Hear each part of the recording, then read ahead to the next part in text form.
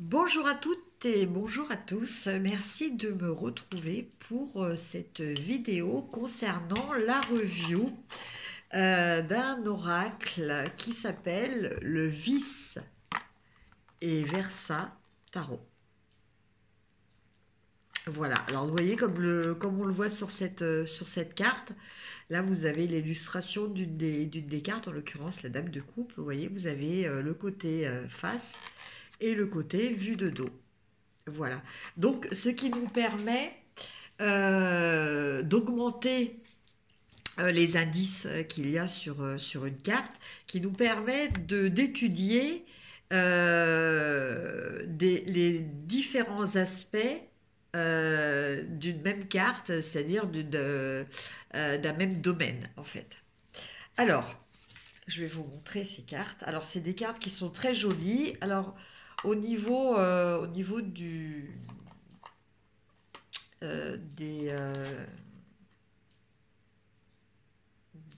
comment dire, des auteurs, Massimiliano Filadoro, voilà. Donc, je pense que c'est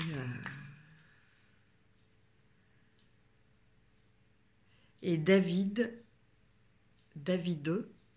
Corsi. Voilà.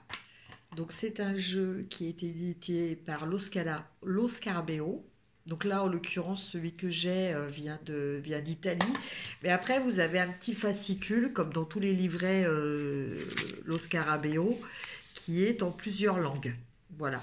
Donc la partie pour le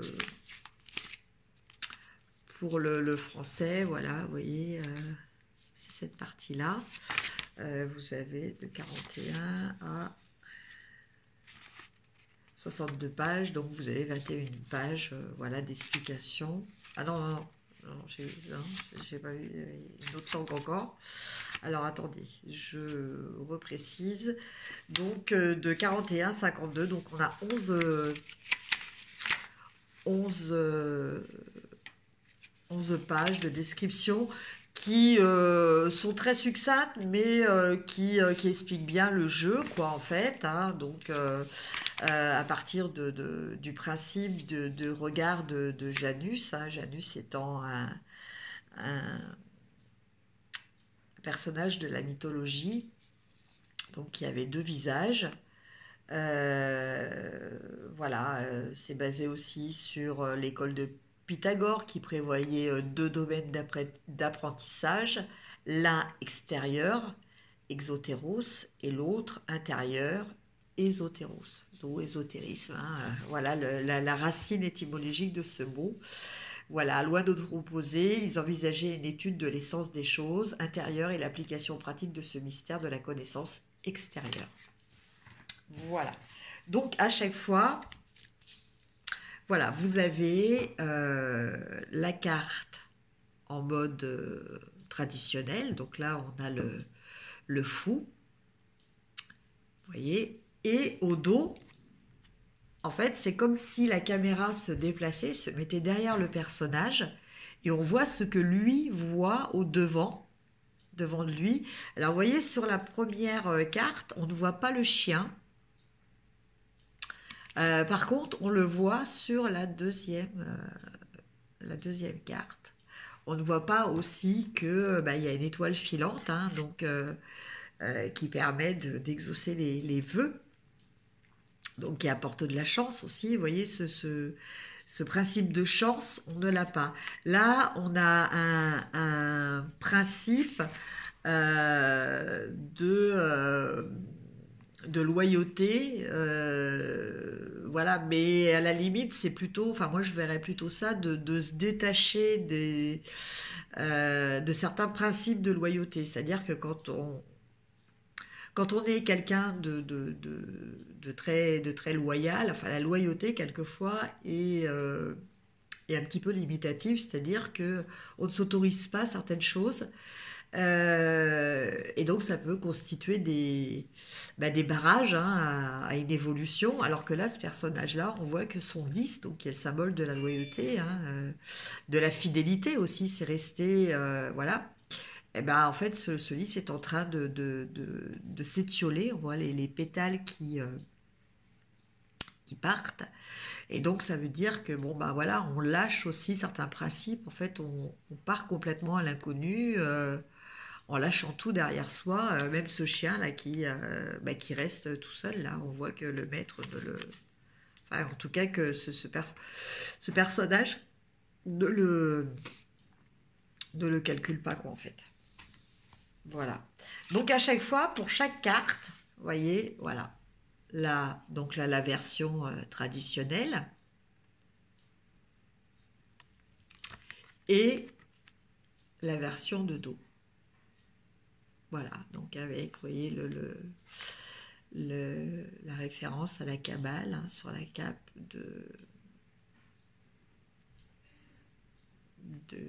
du magicien. L'arbre de la Kabbale. Voilà. Donc là, la papesse. Au dos de la papesse, on a les deux clés différentes.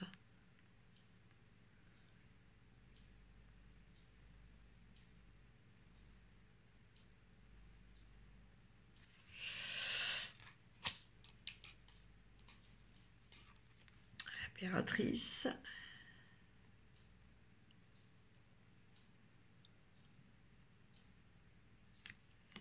Et voilà le dos avec une lettre hébraïque là.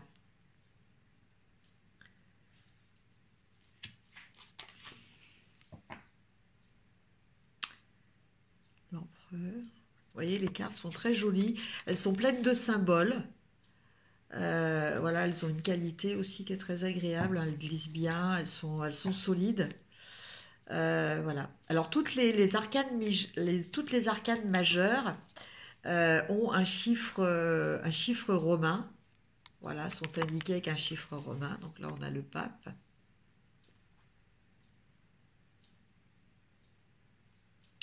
Donc avec le symbole de la pomme, l'enfant avec la clé, la déesse Gaïa.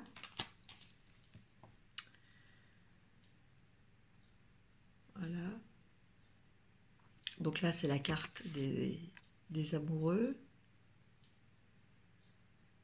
Alors c'est un jeu qui est fait aussi sur la base d'un Rider-Waite. Hein. Voilà, donc vous allez voir après, les arcanes mineures sont imagées.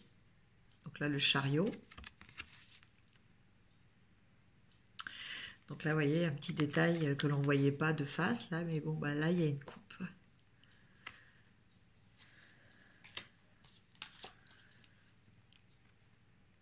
Alors en plus de ça, ce qui est intéressant, c'est que les cartes ont des symboles qui sont, comment dire,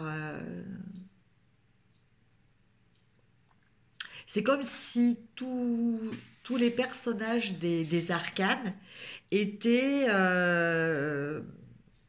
dans dans le même périmètre. Donc par certains moments, on peut retrouver euh, des, euh, des, des indices d'une carte sur l'autre. Alors vous voyez là par exemple, avec le dos de la force, là on retrouve le diable. Donc le diable, que je vais vous montrer là. Ouais.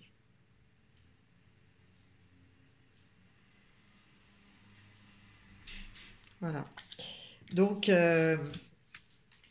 voilà. Après, on avait ça aussi.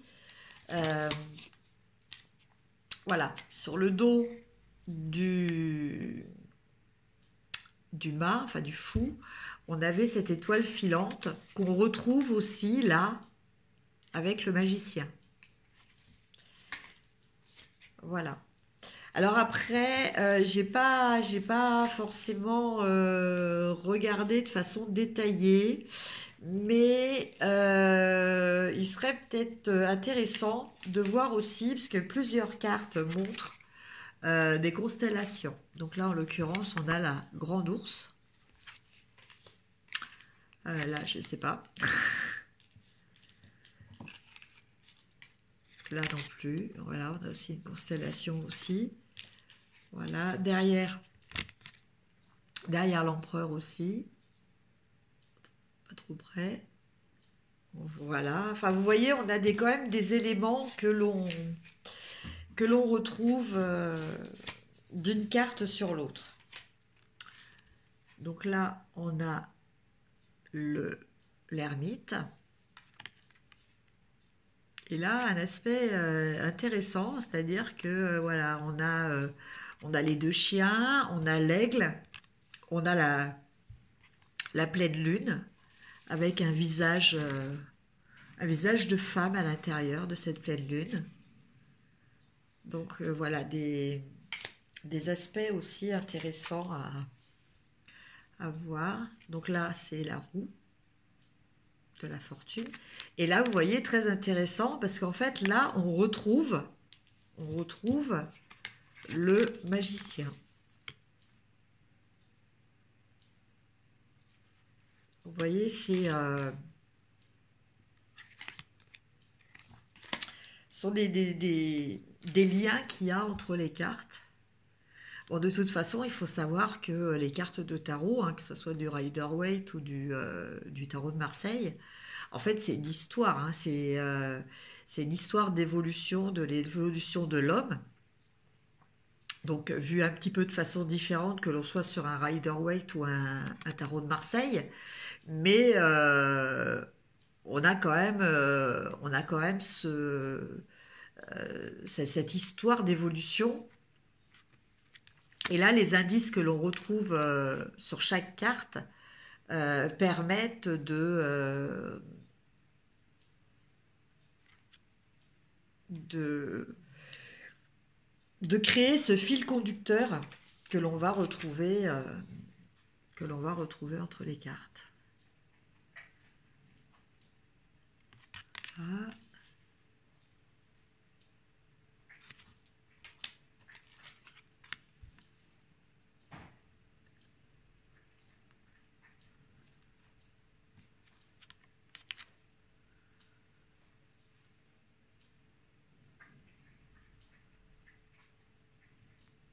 Vous voyez, là, on a vraiment des aspects différents, donc à interpréter aussi, voilà, la tempérance. Et derrière la tempérance, on retrouve quand même la carte avec le lion. Enfin, on retrouve le lion, là. Euh, le lion que l'on a dans la force. Donc là, le diable.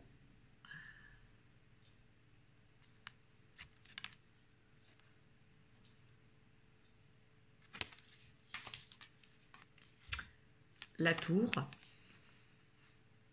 Non, c'était d'abord ce sens-là. D'abord ce sens-là.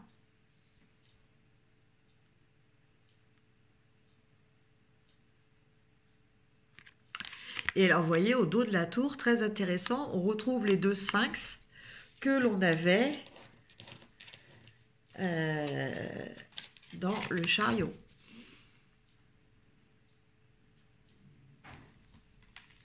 Voilà. Après, on a l'étoile.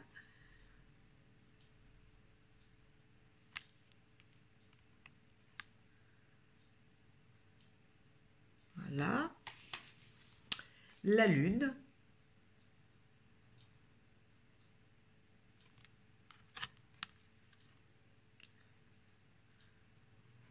Là, vous voyez, vous avez aussi une constellation. Le soleil.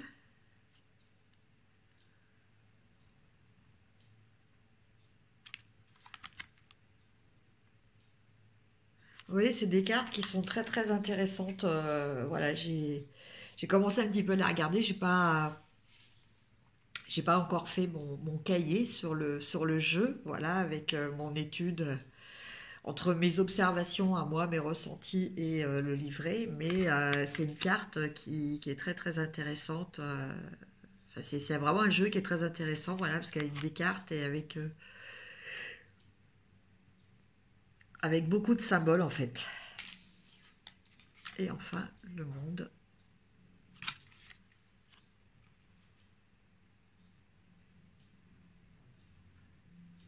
Voilà.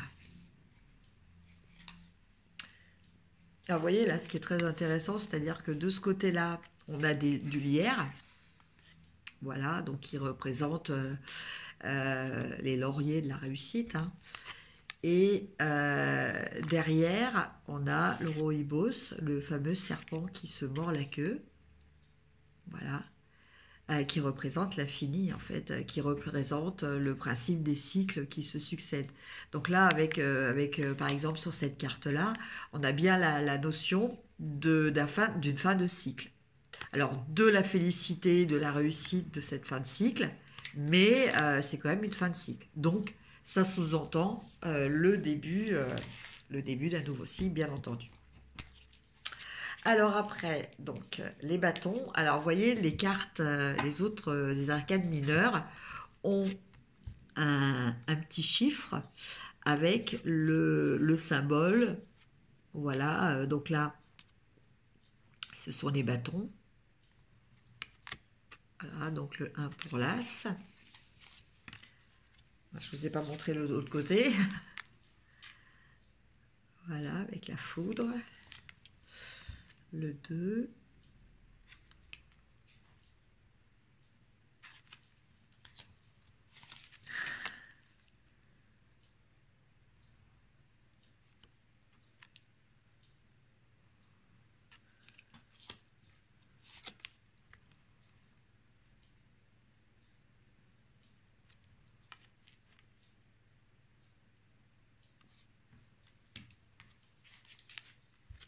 Ah, j'en ai pris 2.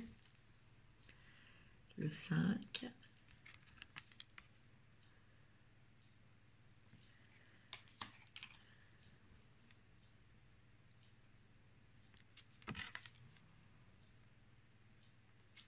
Six. 7.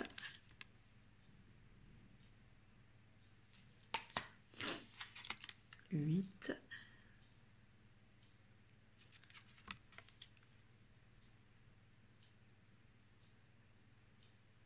9. On a la foudre, on a Pégase en plus, là, sur cette carte, comme autre élément supplémentaire pour l'interprétation.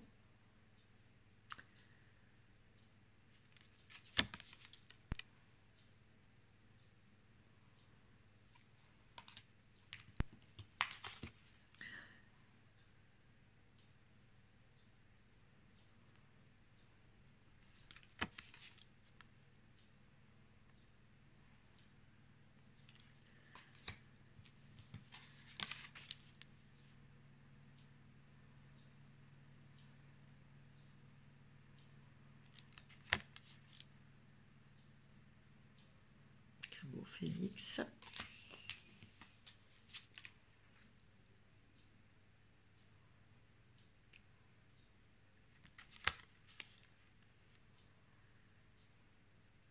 Alors sur les cartes de cours, vous voyez, là, vous avez le cavalier, hein, pour préciser.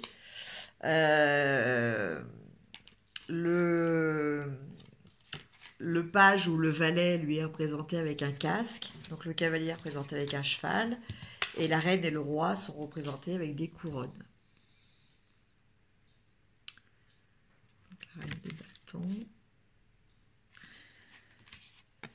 et le roi de bâton. Voilà. Après, les cartes d'épée.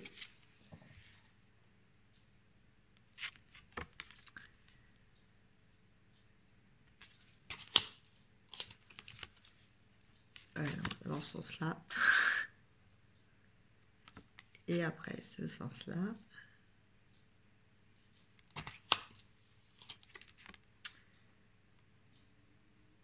Trois d'épée.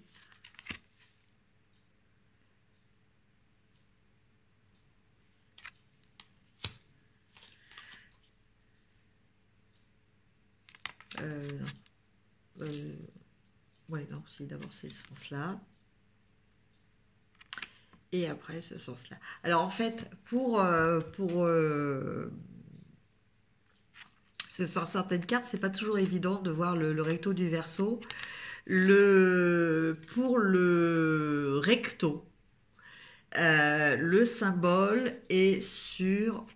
alors attendez, parce que moi j'ai toujours un problème avec la droite et la gauche.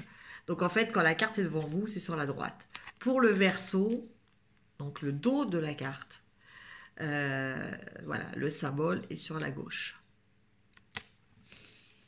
Voilà, donc ça c'est après, c'est une petite question d'habitude. Là, 5.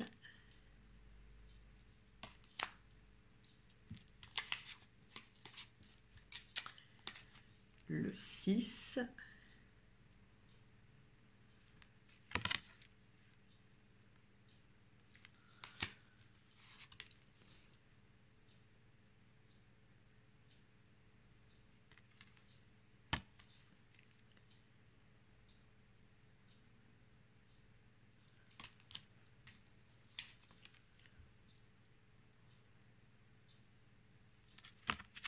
Ah, vous voyez là sur cette carte ayant toujours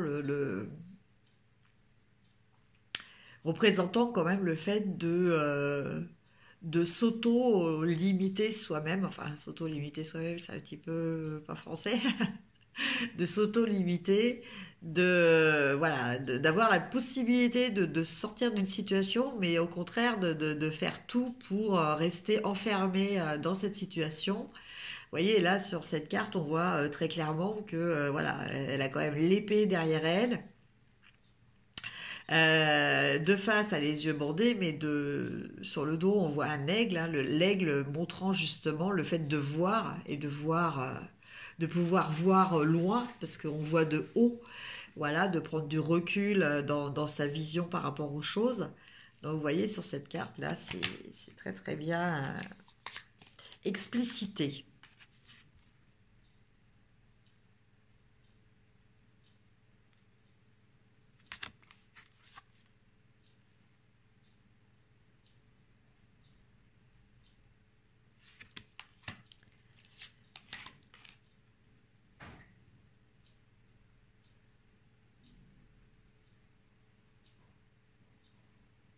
Comme sur cette carte, quoi. Là, en général, on voit un homme à terre qui est criblé de ses 10 épées dans le corps.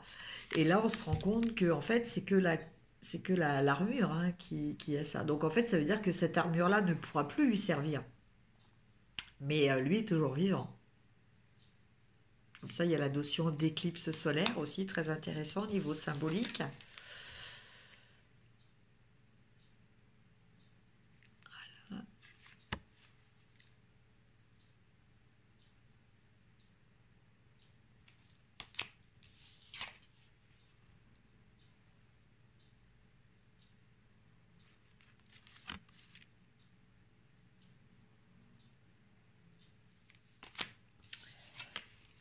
La reine. Alors, la reine qui est quand même assez... elle a un petit peu de mal à se rendre compte que c'est une dame, avec son armure, voilà. Mais c'est vrai que la reine d'épée, voilà, elle est pas vraiment dans la féminité, dans la douceur et la délicatesse. Hein. C'est une femme de tête, c'est une femme de pouvoir, c'est une femme qui tranche. Donc en fait, c'est vraiment une guerrière, quoi. Hein.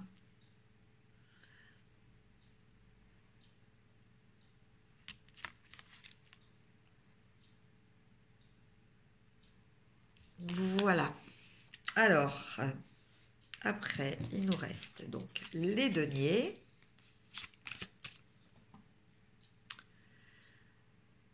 Alors la main avec la vision jardin et la main avec vision ville du personnage. Le 2 d'épée.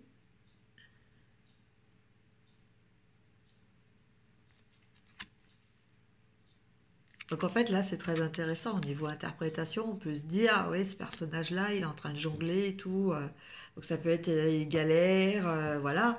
Et en fait là on se rend compte que c'est du spectacle aussi, hein. Il y a quand même une partie spectacle. Donc, vous voyez, c'est très intéressant. En fait, vous pouvez les interpréter, bon, selon les techniques qu'il y a dans le livret, mais sinon, vous pouvez Donc les mélanger, voilà, les tirer et puis interpréter qu'une face.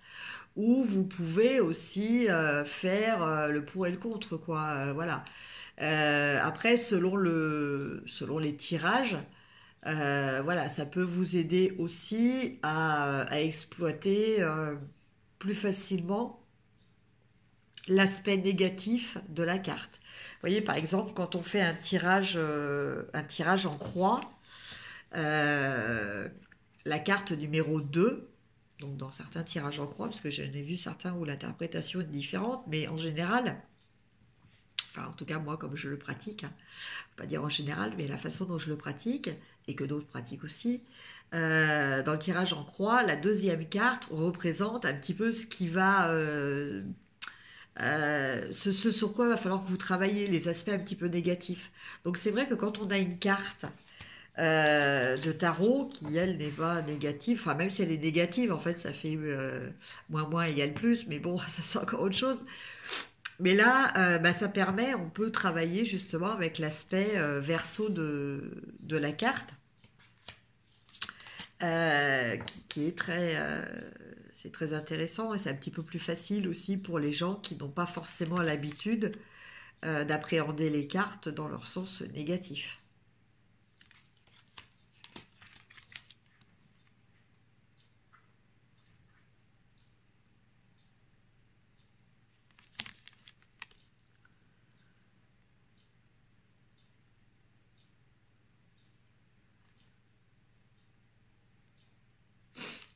Ah, vous voyez, dans ce jeu, c'est très intéressant parce qu'en fait, en général, le 10, le 7 de denier est une carte plus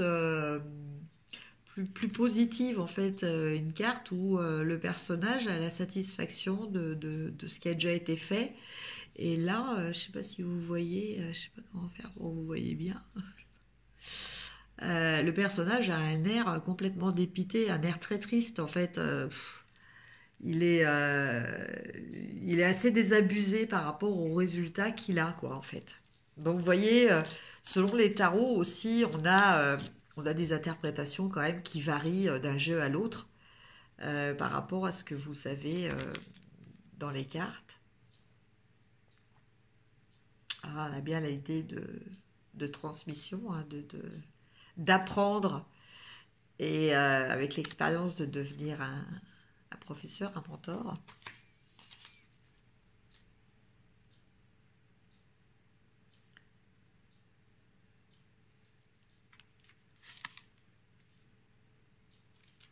Voilà.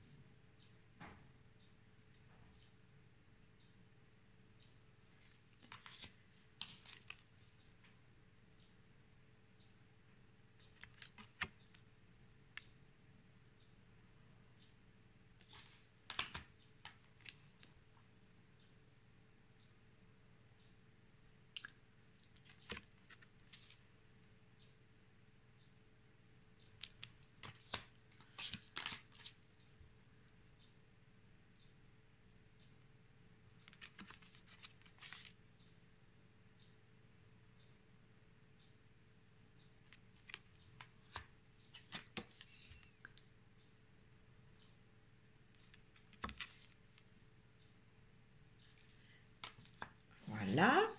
Et enfin, les coupes.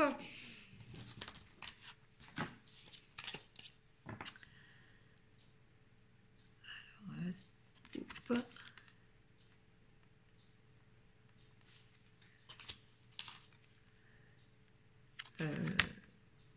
Non, c'est comme ça. C'est dans ce sens-là. Alors, vous voyez, là, ce que je vous disais tout à l'heure, voilà. Une fois de plus, là, sur le 2 de coupe, on retrouve la femme de La Fontaine sur l'as de coupe. Vous voyez, vous retrouvez un indice, voilà. Et apparemment, toujours la même femme hein, qui est là et qui ressemble un petit peu à à l'étoile aussi, les cartes de l'étoile, sauf que là, elles ne renversent pas le liquide. Et là, on est plus dans le concept fête, célébration. Le 4 de coupe, avec toujours cet homme triste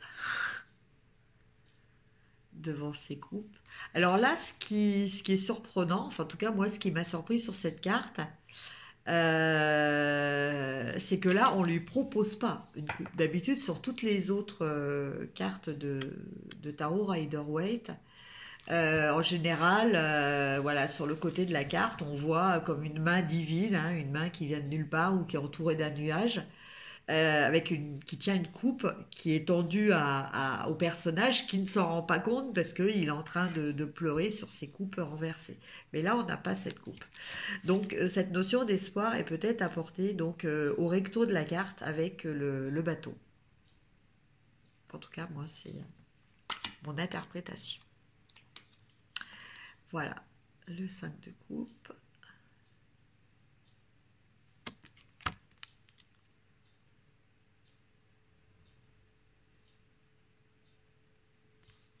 Voilà. Le 6.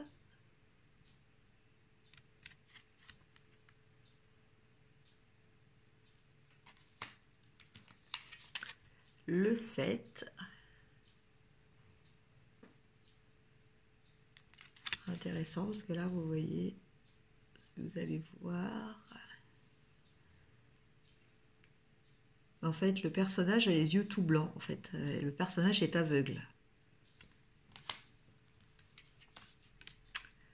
Le 8.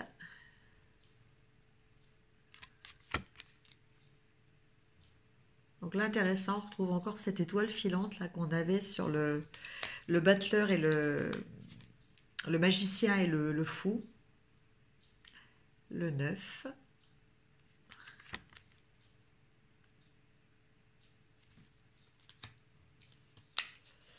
Le 10. Et là, on retrouve encore le personnage de la fontaine de l'As. Hein. Voilà, au milieu de cette fleur de nénuphar. Le page.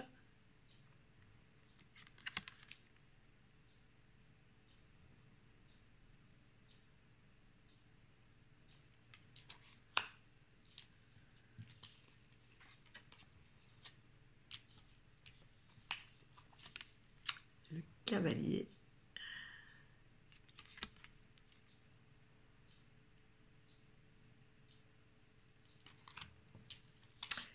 La fameuse reine de coupe que l'on a donc sur la boîte, avec son dos, avec l'oiseau. Voilà.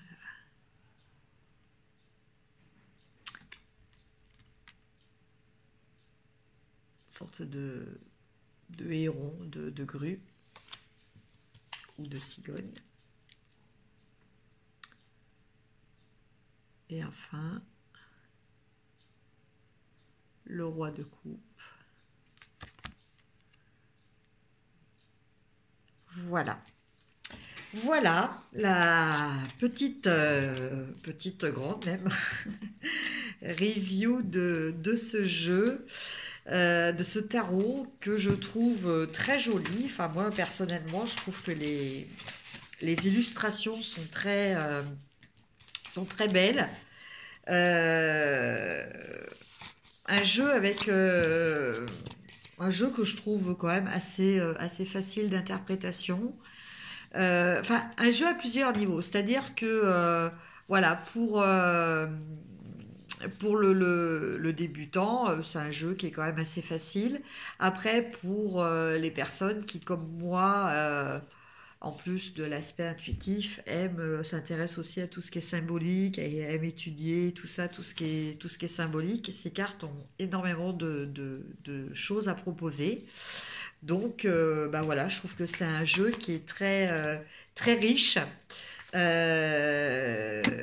qui a quand même cette particularité que l'on retrouve dans aucun autre en tout cas pas à ma connaissance. Voilà, d'illustrer les cartes recto verso, parce qu'il existe, c'est vrai, une version du Rider-Waite où on voit les personnages justement de dos, hein, c'est-à-dire qu'on voit ce que les personnages voient eux-mêmes. Mais là, on a regroupé sur la même carte. Donc, je trouve que c'est quand même assez intéressant. Voilà. Eh bien, écoutez, j'espère que cette review vous aura plu. N'hésitez pas à liker, à partager, à me mettre des petits commentaires. Et je vous dis à très bientôt. Merci de m'avoir suivi et je vous embrasse. Au revoir.